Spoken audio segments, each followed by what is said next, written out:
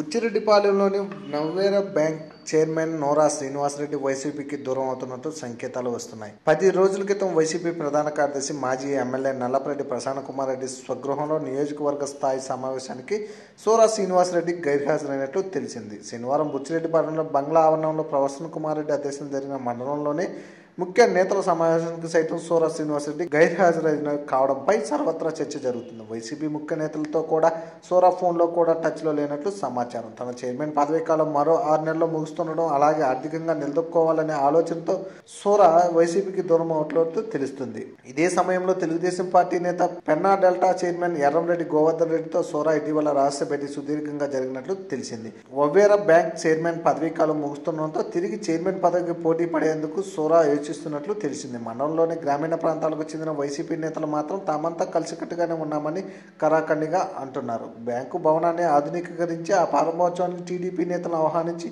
అప్పుడే వైసీపీకి పూర్తి స్థాయిలో రామ్ చెప్పాలని సోరా ఆలోచిస్తున్నట్లు విశ్వసనీయ వర్గాలు తెలుస్తుంది. For more videos, please subscribe our channel.